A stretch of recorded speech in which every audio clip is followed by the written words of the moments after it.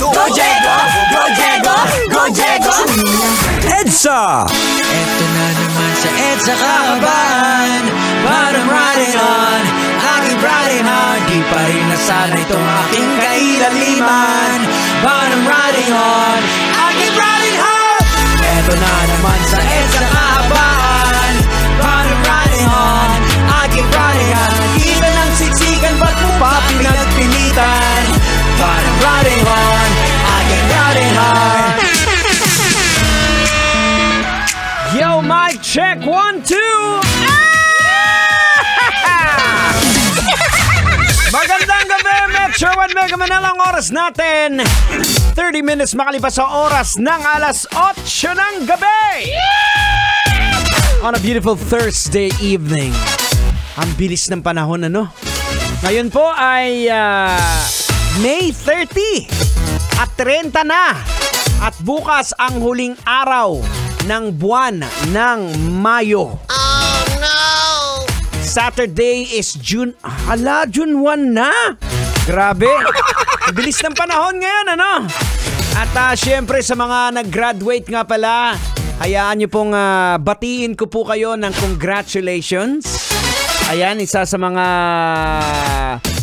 i-congratulates ko lang yung mga kasamahan ko sa church namin. Congratulations to Kenneth Manuel Sales. At saka ganun din kay Denmark Sales. Yan, congratulations sa inyong dalawa. Ayan, tsaka ganun na rin. Damay na rin natin kay Joshua Cruz. Ayan, advance. At saka syempre kay Michael Justin Fantinalgo. Yung mga nagsaselebrate na kanilang mga graduation. Okay, at ganoon din sa'yo, Board, sa anak mo. Ayan, kung nagsaselebrate, congratulations.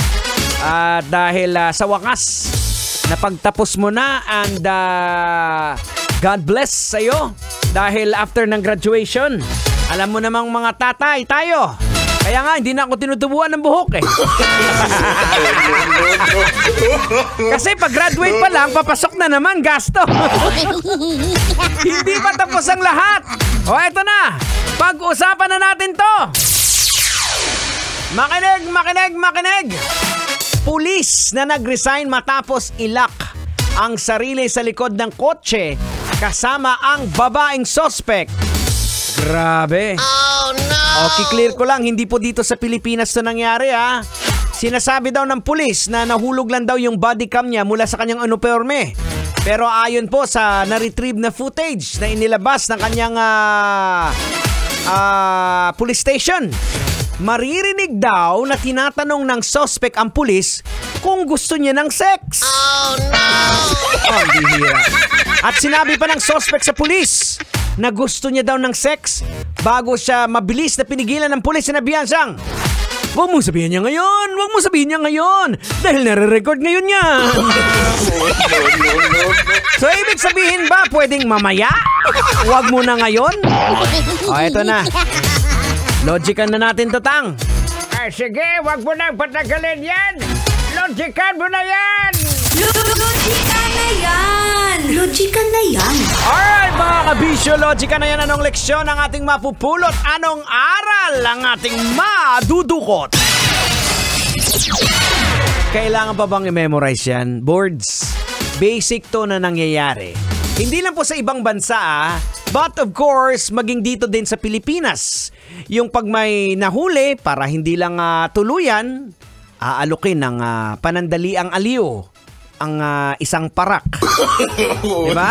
No. Nakakalungkot man po, pero hindi lang po sa pelikula po ito nangyayari. Lumulusot nga sa ibang bansa na may mga body cam na sila. Dito pa kayo sa Pinas. Diba? Kaya mga napapabalitaan po tayong mga balita na sa isang presinto, may tinutulugan doon sa loob, sa isang police station, tapos doon po pinapapasok ang ilang mga nahuhuling babae na medyo maitsura at may, alam nyo na, yung pwede na alam na this. Kaya wag na po tayong pa-ipokrito. Pero in fairness po sa mga kapulisan po natin na mas marami pa rin po ang gumagawa ng tama kaysa sa mga iskalawag. Ang lalim na mga terminologies ka na, lumang-luma, parak, iskalawag. Halatang lumang tao. Ay nako mga kabisyo, ang bilis ng oras natin na tayo po'y magpapaalam na. Sana naman po lahat kayo nag-enjoy sa 4 na oras nating biyahe. Pag nabitin kayo, huwag kayong mag-alala. Antabayanan, susunod, Totoy Bato sa programang Totoy na Love. Wow! Susunod na po. So tuloy-tuloy ang biyahe. San ba ang biyahe mo? Saan ka ba papunta? Saan ba kakarerekta? Papunta ka ba sa moon? Good luck! Again, ako po si Diego Bandida sa pangalan po ni Tanghenyo at ni Duday na lagi pong nagpapaalala sa inyo. On whatever you do it all for the glory of God. Kailangan ba bang i-memorize yan? Basic! Now leaving you with a song from Nick Makino featuring Flo G with Moon. Sige, tara! Biyahe tayo! Sa kapuntahan. Kailangan pa bang i-memorize yan? Love Radio. Basic!